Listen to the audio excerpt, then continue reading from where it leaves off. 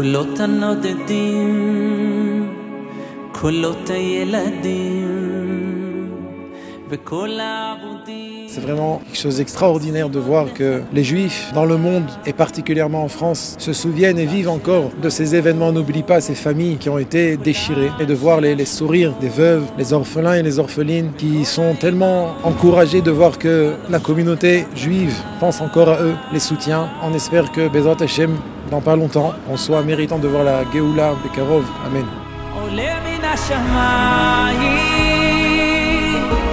ושר אליי את שיר המעלות, משהו קרה. On a voulu aller encourager les familles, leur donner de la force et on est sorti très renforcés. C'est extraordinaire, il y a des points communs à toutes ces familles. Elles sont toutes avec le sourire, elles sont toutes avec une grande émouna, une grande foi en Hachem.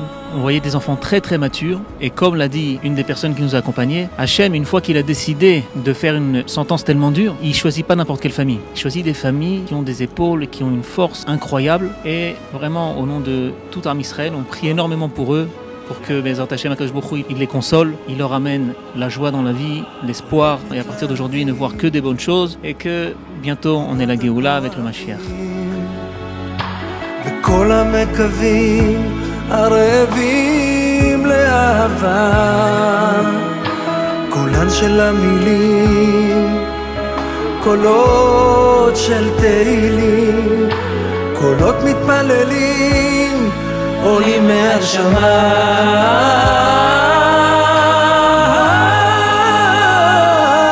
כל דממה דקה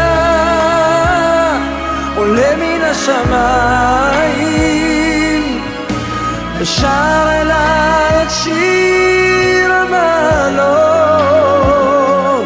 משהו קרוב וטוב פוקח בי עיניים וגם אני פתאום רואה את הקולות.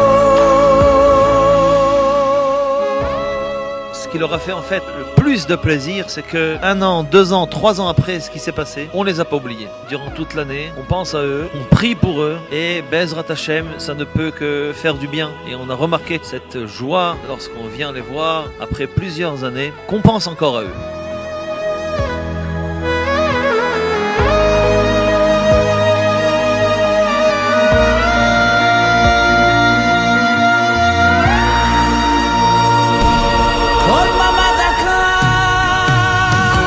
עולה מן השמיים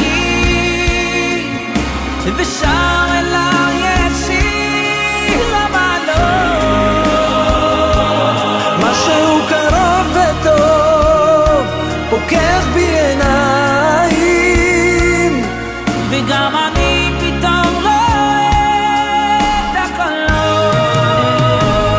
כל במה דקה עולה השמיים ושם